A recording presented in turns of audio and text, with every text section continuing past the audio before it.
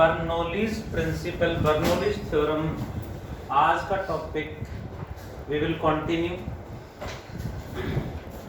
We have derived Bernoulli's theorem. Hope सबने अभी derive करा होगा।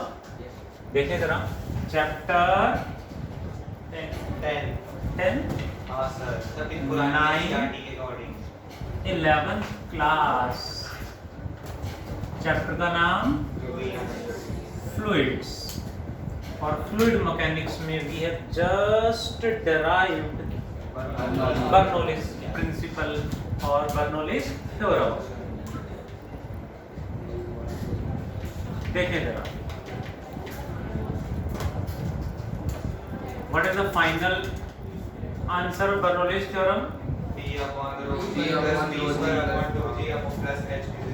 बर्नौलीज इक्वेशन, बर्नौलीज थ्योरम जो हर जगह यूज करेंगे that is P plus half rho v square plus rho g h is equal to constant for horizontal flow. Height वाली term हट जाए। फॉर हॉरिजॉन्टल फ्लो देखना जरा, फॉर सर हॉरिजॉन्टल फ्लो का तो कोई ग्रेविटेशन हेड नहीं होगा। हाँ sir, for horizontal flow equation becomes P plus half rho v square is equal to constant.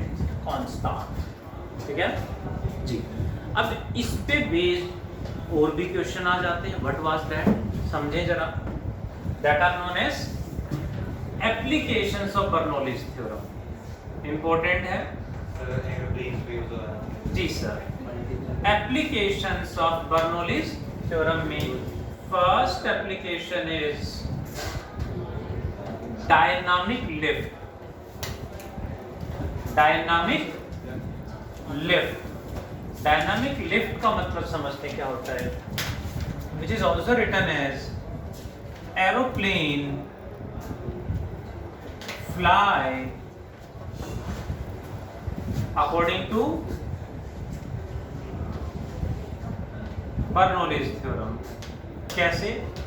Completely fly Bernoulli's theorem पे नहीं होता, लेकिन बर्नौलीज थ्योरम की हेल्प से सपोर्ट मिलता है एरोप्लेन को फ्लाई करने में और उसकी माइलेज बढ़ जाती है। एरोप्लेन भी माइलेज देखते हैं, माइलेज शायद शेप की वजह से स्पीड बढ़ जाती है। हाँ कैसे देखें जरा, शेप हुई तो डायनामिक लिफ्ट समझते हैं। एरोप्लेन के विंग्स को कुछ इस तरह से डिजाइन करा जाता है, लाइक दिस। ये एरोप्लेन का फेस नहीं है, ये उसके विंग्स की शेप है।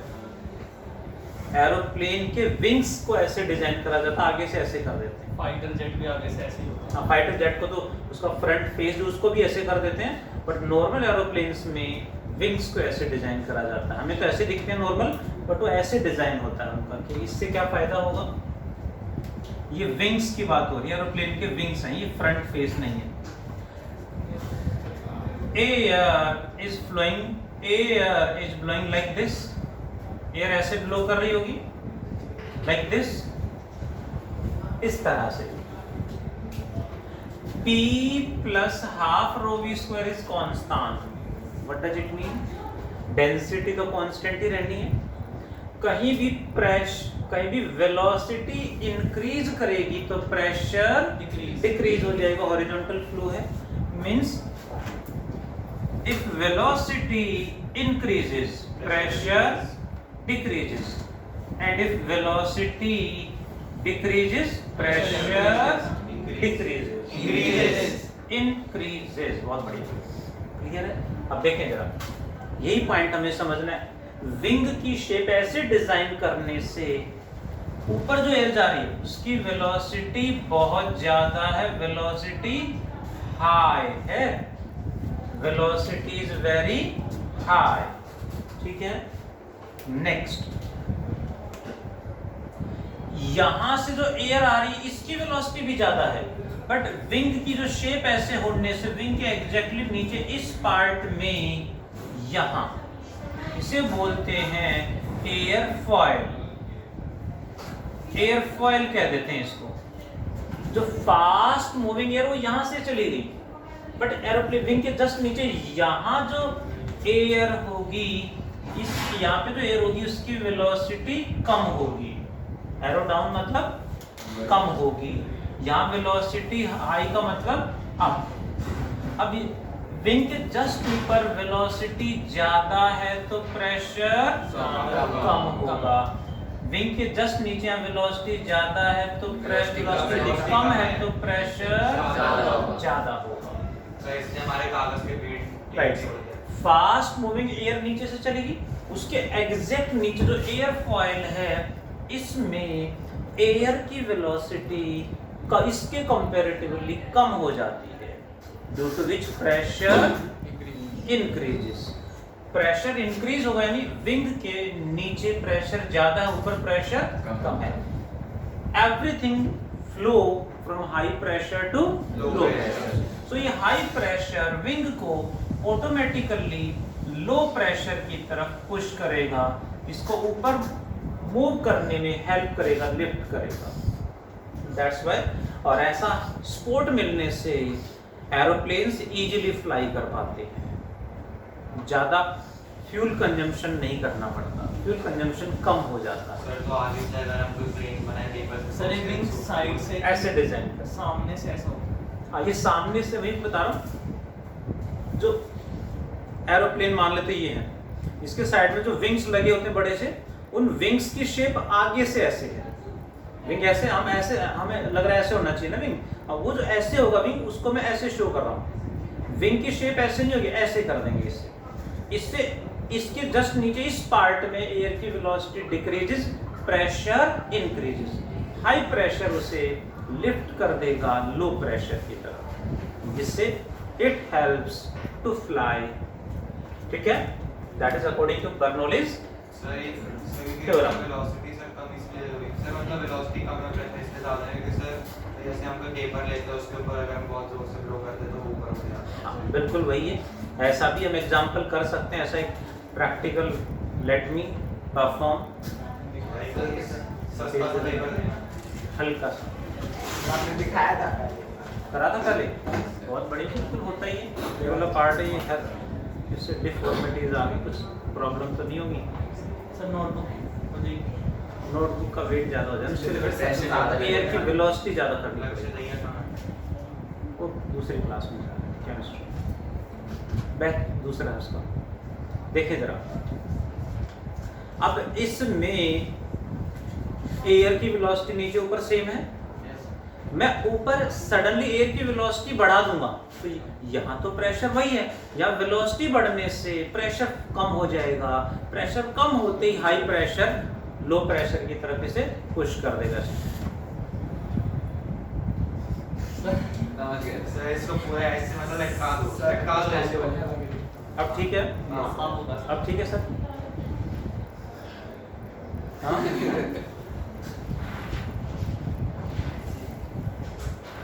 जादू कर जाए। सर मेरे मॉलिक्यूल्स को टिकने दो थोड़ा थोड़ा आ रहा है ना, आ गया अपने आप, क्योंकि हमने क्या करा, एयर नीचे तो एयर की वेलोसिटी कम है, प्रेशर ज्यादा है, प्रेशर यहाँ भी ज्यादा है, लेकिन वेलोसिटी एकदम से बढ़ाते ही यहाँ प्रेशर फॉल कर जाए, वेलोसिटी इंक्रीज प्रेशर डिक्रीज, यहाँ प्रेशर कम यहाँ प्रेशर ज्यादा, हाई प्रेशर उसे लो प्रेशर की तरफ लिफ्ट करता है, जिससे ये अपने आप राइज कर जाता है। सर बर्नौलीज प्रिंसिपल का रिजल्ट भी है सर कि pressure is inversely proportional to velocity. Pressure is inversely proportional to velocity according to for the horizontal flow. For the horizontal flow, और भी constant हटा दें बिल्कुल, v square के साथ रिलेशन है। But conclusion is velocity increase, pressure decrease, velocity decrease, pressure increases. Second application is, हाँ sir, change ये second application is, देखें जरा, you know cricket world cup चल रहा है, इससे एक इंसेक्ट भी है, हाँ सर, एक इंसेक्ट भी होता है ना क्रिकेट साइड होता है। अच्छा ऐसा भी है, डोंट नो, अभी तो क्रिकेट ही चल रहा है ना, वर्ल्ड कप चल रहा है, तो उसमें अब एक वर्ड होता है स्विंग, स्विंग, स्पिन नहीं, स्विंग, सुना है नाम, समझे जरा, इसे बोलते हैं मैग्नस इफेक्ट। Magnus effect. अच्छा स्विंग क्या होता है पता है किसी को? देखो स्पिन होता है, क्रिकेट की कोचिंग भी दे रहे थोड़ी सी ना। स्पिन का मतलब है कि बॉल को ऐसे हिट कर थ्रो करेंगे, ग्राउंड पे हिट करके अपना पाथ इधर या इधर डेविएट कर लेगी, ग्राउंड पे टच होने के बाद अपना पाथ डेविएट करेगी, ये क्या है? स्पिन। लेकिन स्विंग में एयर में ही अपना पाथ डेविएट कर लेती है। जनरली स्विंग जो है वो फास्ट बॉलर को ही मिलता है स्विंग, स्पिनर को भी कभी कभी मिल जाता है। फास्ट बॉलर ही जानबूझ के स्पिन करा रहे होते हैं, स्पीड उनकी भी 100 से ऊपर होती है, तो नाम के स्पिनर है ना, मीडियम तो करा ही रहे हैं। ओके, मेनली फास्ट बॉलर को ही मिलता है स्विंग, और इसीलिए जो नई बॉल होती है तो स्टार्टिंग में मोस्टली फास्ट बॉलर को ही उतारा जाता है, क्योंकि उनको स्विंग ज़्यादा मिल जाता है। अब ये स्विंग क्या है जी, समझते हैं जरा। जैसे बॉल को थ्रो करेंगे, एयर में ही अपना जो पाथ है वो डेविएट कर लेगी, इन स्विंग आउट स्विंग। ध्यान से सीखें प्लीज, उसके बाद क्रिकेट मैच है, आप सबने प्रैक्टिकल करना है। स्विंग आता स्विंग? अच्छा आप तो ग्राउंड में जाओगे तो है ना, फुटबॉल में भी होता है, कोई ना कोई स्टोरी बन जाएगी। नहीं, फुटबॉल में भी स्विंग होता है, बिल्कुल सही कहा उन्होंने, वो स्विंग ही है। क्या समझे जरा प्लीज, मैं समझाता हूँ क्यों होता है स्विंग। मैग्नस इफेक्ट क्या है वो समझाता हूँ। अक्सर आपने देखा होगा, जब फास्ट बॉलर होते हैं, जैसे उन्होंने बॉल को जस्ट बॉल थ्रो किया, बैट्समैन के पास की, बैट्समैन ने हिट किया, बॉल जैसे ही फील्डर के पास आ रही, फील्डर उसे लिफ्ट करता है, और जैसे ही लिफ्ट करता है ऐसे उस पे ऐसे और ऐसे ऐसे रब करते हैं, ऐसे ऐसे हाँ करते हैं वो। अब हो सकता है मैं वर्ड लग रहा हूँ आपको, बट क्रिकेट मैच देखना तो पॉपकॉर्न खाते हुए अच्छा लगता है आप लोगों को। करते हैं ऐसा, बॉल को होल्ड करेंगे, स्टिचिंग को पसीने से भी कर लेते हैं। हाँ सर, अब अलाउड नहीं है, थोड़ा बहुत तो थोड़ा भी अलाउड नहीं हो सकता है। मैं क्रिकेट मैच में देखता नहीं, ऑनेस्टली बिल्कुल नहीं देखता। गली क्रिकेट भी होता है, सैंड पेपर भी घिसे देते हैं, सैंड पेपर। चलिए मैं कॉन्सेप्ट की बात करता हूँ, मैं बिल्कुल नहीं देखता, मैं सिर्फ रिजल्ट लास्ट में देख लेता हूँ। सुने जरा प्लीज, नंबर का पढ़ना है ना। जैसे ही स्लाइवा से उसे साफ करते हैं तो हमेशा दो साइड होती है स्टिचिंग के, एक साइड को हमेशा स्लाइवा से साफ करा जाता है, और फिर बाद में पेपर से भी रब करते हैं। हमेशा एक साइड से ही उसको साफ किया जाता है, शाइन करा जाता है, और धीरे धीरे ऐसे करते करते किसी की नजर में ना आए, हल्का हल्का दूसरी तरफ से नेल से ऐसे बॉल टेम्परिंग कर देते हैं। बॉल टेम्परिंग के लिए कई इंटरनेशनल प्लेयर्स को भी जो है मैच से बाहर बैठाया गया है। हाँ सर, काफी प्लेयर्स को बैठाया गया। वो क्यों करते हैं, उससे स्विंग क्यों मिलेगा, क्या फायदा होगा? देखिए जरा, बॉल को हमने एक तरफ से शाइन कराया और दूसरी तरफ से रफ कर दिया। ध्यान से समझना, एक तरफ से शाइन, दूसरी तरफ से रफ। स्टिचिंग को होल्ड किया, जब थ्रो करेंगे तो जो शाइन पार्ट है, स्मूथ पार्ट है, वो जब जाएगा तो एयर फ्रिक्शन वहां पे कम होगा तो एयर की वेलोसिटी, फ्रिक्शन कम है, एयर की वेलोसिटी ज्यादा एंड प्रेशर कम हो गया है। Hope you got.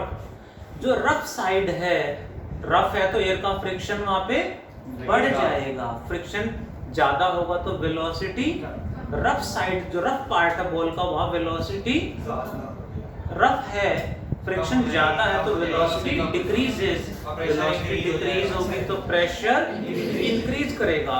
Rough side में जो हाई प्रेशर है वो बॉल को लो प्रेशर की तरफ यानी स्मूथ पार्ट की तरफ डेविएट करा देगा। हमने तो ऐसे ही थ्रो करी, वो अपने आप ही डेविएट हो जाएगी। इधर स्विंग कराना है तो शाइन पार्ट को इधर रखेंगे, थ्रो करेंगे।